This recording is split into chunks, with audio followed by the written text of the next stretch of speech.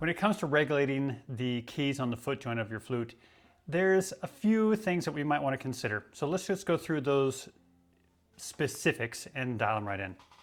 First, we've got one of the only closed keys on the flute. So this guy is pulling itself shut under its own spring tension, and that creates different issues. Most of the time, we just ignore him, saying that this guy is going to be squeezed shut, but this is a culprit. This guy is always leaking on flutes.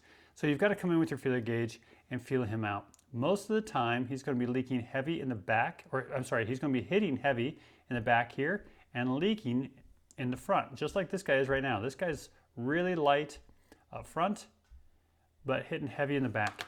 So I'm going to use my flute height gauge. I'm going to come in back behind it, and I'm going to pull down with equal, slow, gradual pressure.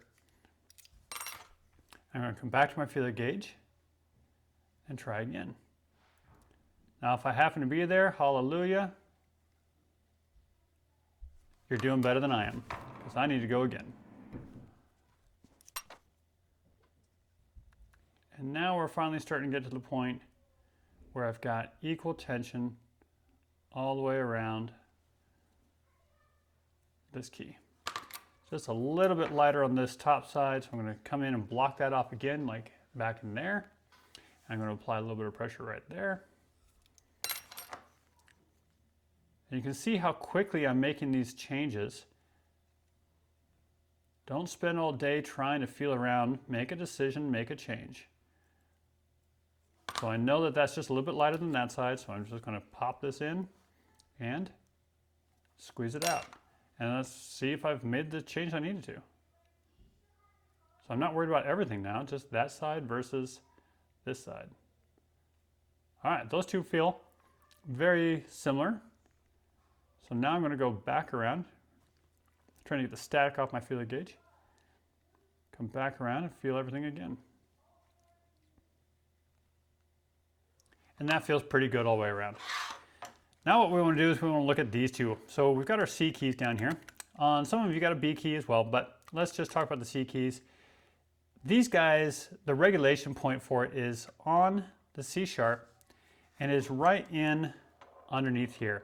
It's where this arm touches this key. There's a little tiny plate that sticks out back and underneath there. It's that square plate right there underneath that's actually the adjustment point. That's where the contact's being made and where the adjustment needs to be made. The general rule of thumb is if one of these is beating the other one down, that's what I'm going to block. So if this key here is beating this one down, I'm going to stick the feeler gauge in underneath it, and I'm just going to come over here with a finger, thumb on the back side, the finger on the top, and I'm just going to squeeze right there. Then I'm going to grab my feeler gauge and feel the tension between these two.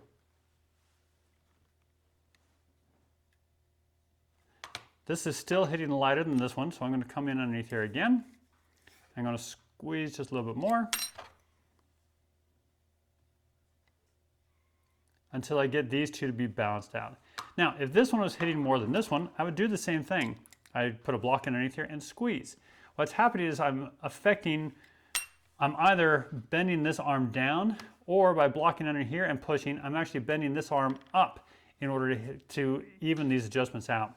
So the same motion works. Blocking underneath here, pushing down is actually bending that arm up, and blocking underneath here, pushing down is actually bending this one with a roller down. So the same motion can affect either way. The trick is put your block underneath what is hitting first.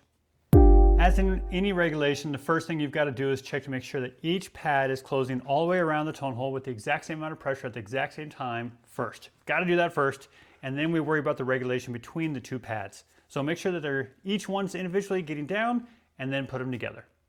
If you want to learn how to make adjustments like this on your flute, go to repairmasterclass.com and get your copy of the Emergency Repair Guide today. It's kind of like having a repair technician like myself as your stand partner. We're going to show you several different tips and tricks inside of here on how you can make adjustments to your own instrument so that you can perform better tonight. Go to repairmasterclass.com and get yours today.